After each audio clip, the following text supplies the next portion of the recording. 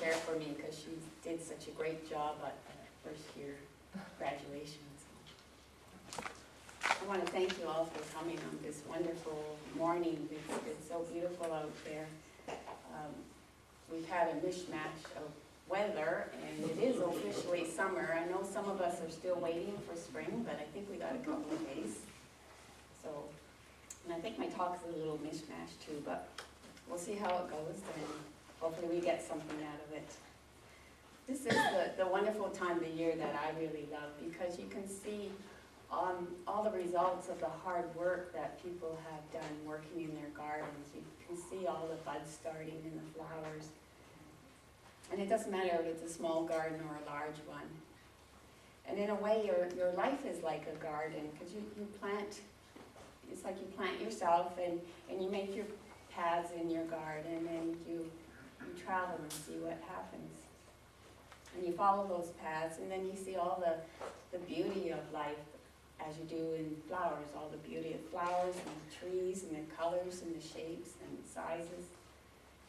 And it takes me back to when I was a child and reminds me of my mother, how hard she worked in her garden, and she made such beautiful flower beds, and even her vegetable garden. Each year it got a little bigger, and then as the kids moved out, it got small again.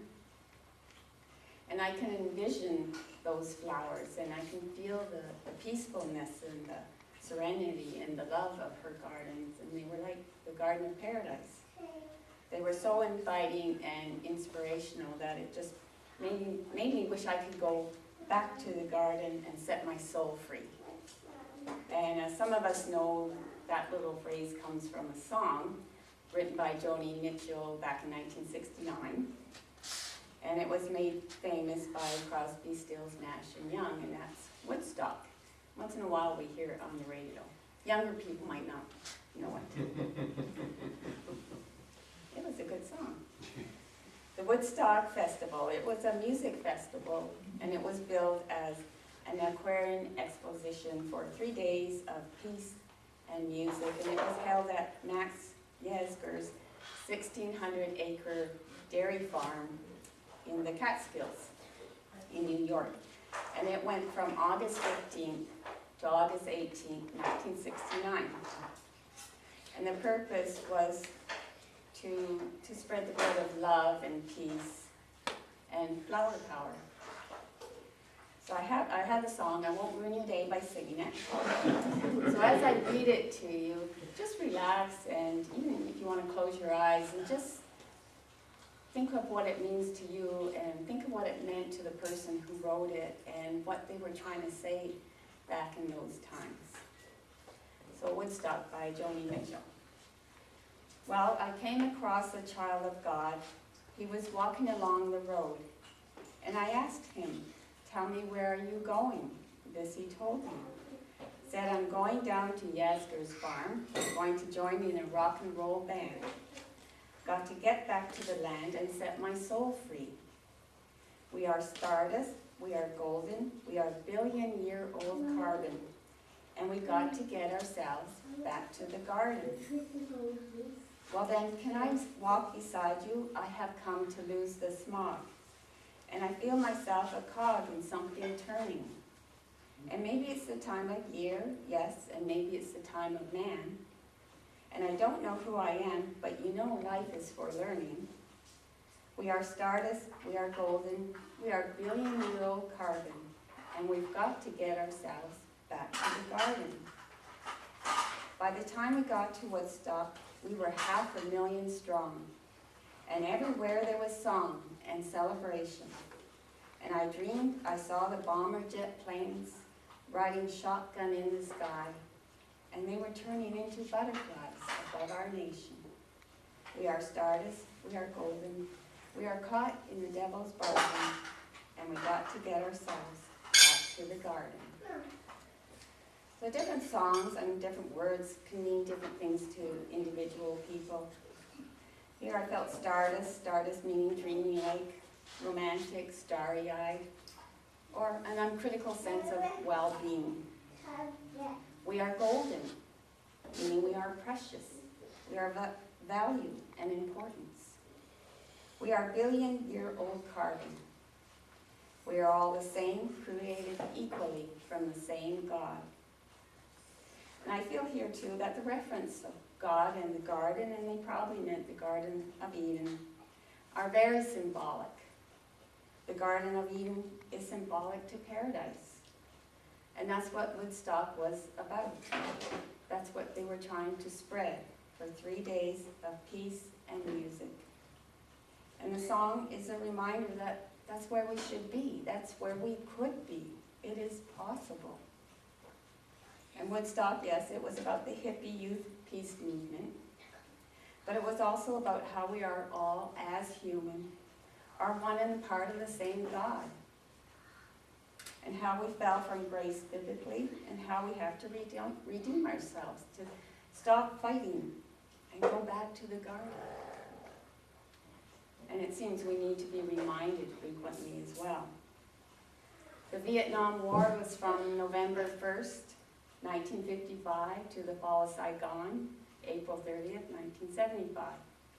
So 20 years of waste, 20 years of useless deaths. And the hippies, they were very, very spiritual people of the 60s. They couldn't make sense of why are there still wars? And why are we sending soldiers over to die? So Woodstock was their way of peacefully protesting the wars, and any war. And trying to remind people that we need to go back to the garden because it is possible. They just wanted hope for a brighter future and peace for the future. So remember the Flower Children? They were hippies advocating universal love and peace as antidotes, as solutions to social or political ills such as wars. And they lived with simple idealistic values. The girls wore flowers around their head. Might as well play the part. And they would often, you'd see them passing a flower to another person saying, flower power, which the flower representing peace and love. And they made famous the words, make love, not war. And perhaps we still need to be reminded. The gardens are a very positive place.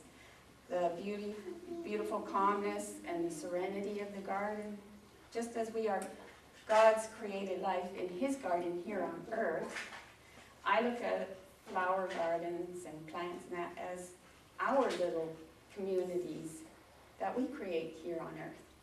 And it is mankind, with the help of God, who puts their hand in the soils, and we plant the seed or the bulbs, and then we gently cover them up, and then we water them and make sure they get enough sunshine and all the goodness of pure nature it requires to grow.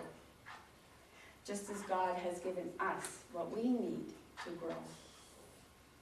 And then when the flowers are in full bloom, they show off their varieties of colors, and it attracts varieties of birds and butterflies and other insects, and provides them with a safe place with a home, protection. And it makes for a perfect community because they all get along. When you plant them all together in the same garden, they all get along and work together. And when you look at them, some of them seem to have their own distinct personalities, as if they're sending you a message. The beauty of the diversity of nature. One flower has so many varieties, and one human has so many variables, and each is special in their own way.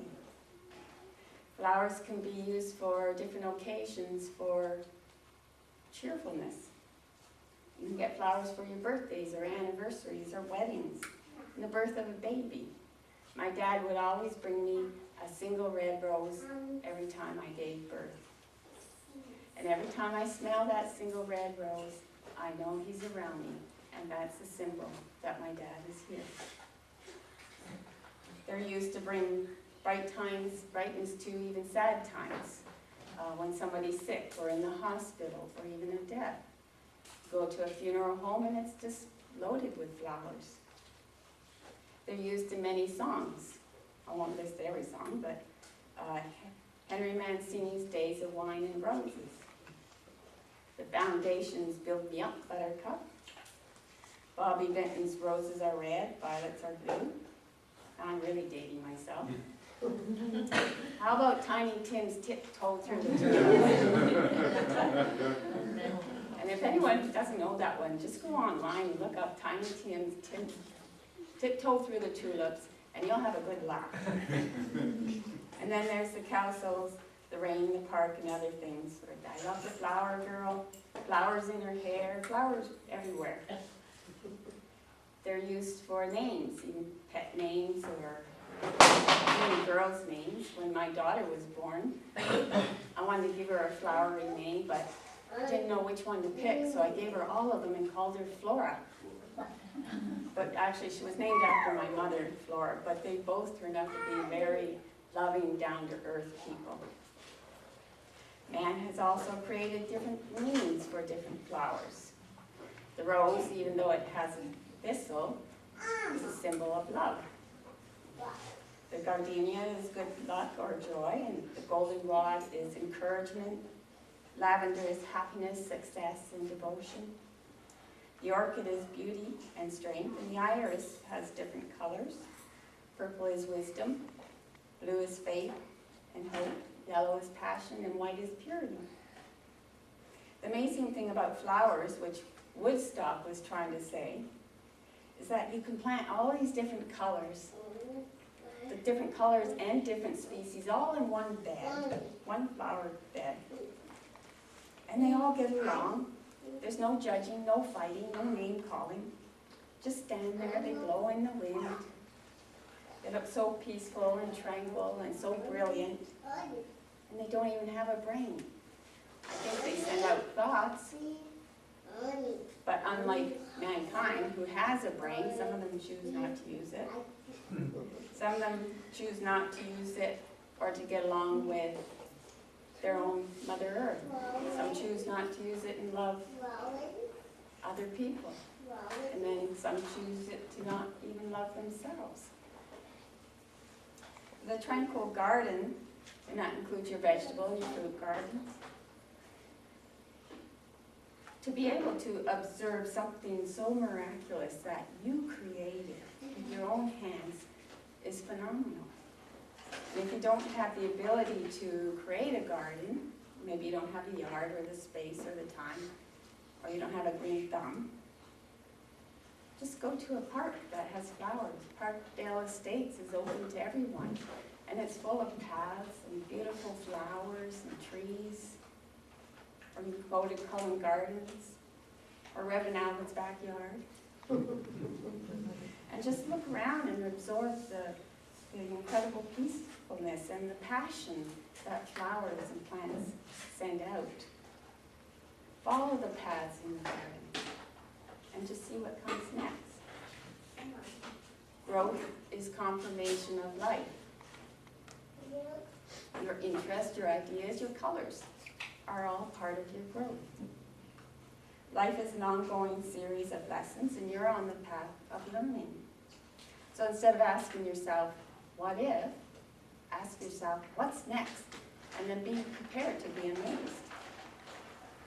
And as in the colors of flowers, the possibilities are endless. Growth of our food is endless.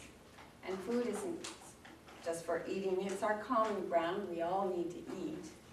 But it's also our shared experiences, our connection with family and friends. And meals are not to be something to be endured or hard work, but something to be relished and savored, like life itself, like plants and flowers. And so how many ways do you have to say yes to life?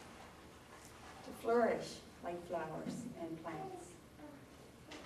Flourish and grow, progress, take care and love your Mother Earth. Take care of and love yourself.